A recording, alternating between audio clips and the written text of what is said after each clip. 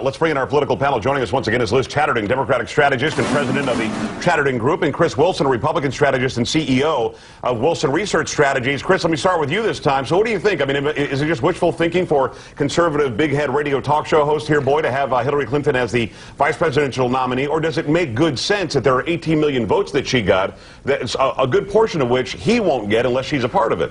Well, it's not going to happen. So I think you got to move on from that and kind of figure out, all right, what does it actually mean? And what it shows to me is that the happy face that they're putting on when they go out and campaign together and talk to each other doesn't really exist. There's a lot of animosity that still exists there.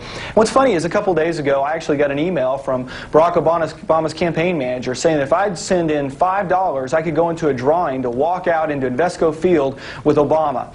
And I bet they raised a lot of money from that. I didn't actually send in my $5, but I bet a lot of people did. I was going to ask you, yeah, what's up with that? But they could do something very similar to raise money for Hillary Clinton with the same sort of gimmick, the same sort of, I mean, let's face it, Obama has been a prodigious fundraiser and has really broken every record that's ever existed there. For him to put just 1 ounce of the creativity that went into that email to walk on to Invesco Field with Barack Obama to do something for Hillary Clinton would go a long way. But he's not going to do it. It's not going to happen. And because of that, you're going to find the vote that Hillary Clinton ran up in states like Kentucky, states like West Virginia, where you had 40% of Clinton voters, as many as 40%, sometimes more, say they weren't going to vote for Obama. That's going to hold itself true, and it's going to take those states that he thinks are going to be in play out of play again. So, Liz, you know, Barack Obama's supporters say, why should I give money to that woman who was raising money to beat my guy, especially after when it seemed mathematically impossible for her to get the nomination? Why should I give money to Hillary Clinton so that Mark Penn, who ran her campaign into the ground, can get a 3rd house in Georgetown? I mean, isn't that fair?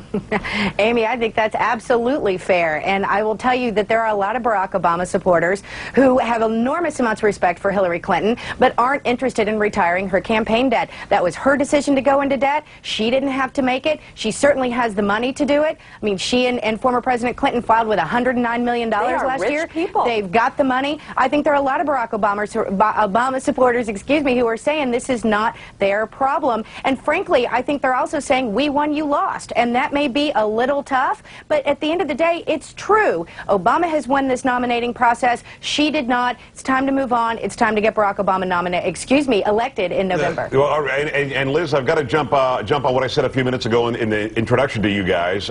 Is there a gender component here? I know that I do get phone calls from women who say, I will never, ever, ever vote for him because she lost because he attacked her gender in a very subtle way, but he attacked her gender, and that was unfair. Even if he really didn't do that, I'm not saying that he did. Even if he really didn't do that, there is a perception out there from her supporters that that's what he did, and that's why she lost. What do you think?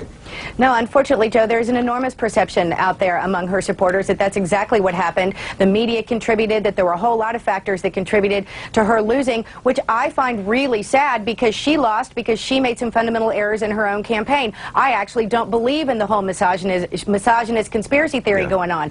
But I will tell you this. My mother, 65 years old, Houston, Texas, huge Hillary Clinton voter, has said to me, I'm not giving him money and I'm not going to work for him, but I am going to vote for him. And at the end of the day, if we can just get these voters to recognize that Barack Obama is the better choice for them over John McCain in November, that's all we need. But Chris, isn't that the task ahead? How does Barack Obama get those Hillary Clinton supporters to recognize him? CNN had a poll that 1/3 of Hillary's supporters said that they're going to stay home in November, and only 54% of Hillary Clinton supporters said they have any plans to vote for Barack Obama. Doesn't he need to do this as to retire her debt as a gesture of goodwill and to get this issue off the table?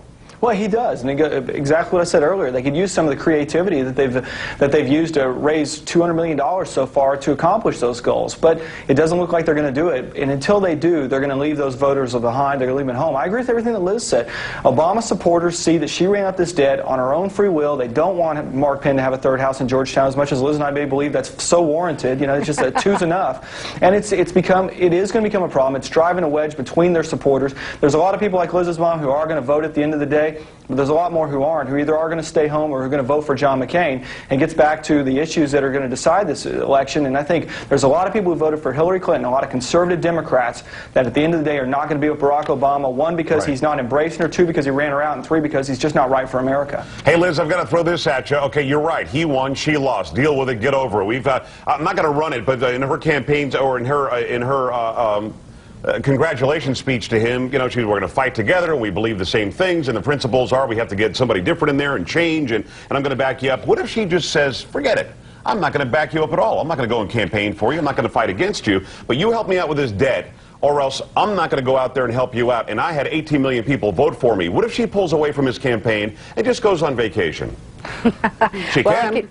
It could really hurt him, Joe. I mean, I'm certainly not going to take away any of Hillary Clinton's power or respect, and certainly I'm not going to take away her 18 million voters. I think if she got up and walked away from the campaign and we didn't see her again until November, it would really, really hurt Barack Obama. But here's the good news. I don't think Hillary Clinton's going to do that, whether he helps her retire her debt or not. At the end of the day, Hillary Clinton and her husband are Democrats, and they believe in the Democratic Party, and they want to see a Democrat in the White House in November. I believe that about them, and I don't think they're going to get up and walk away. All right, you believe in them more than I do, but, you know, we knew that going in. Liz and Chris, thank you so much for your time. All right, so as we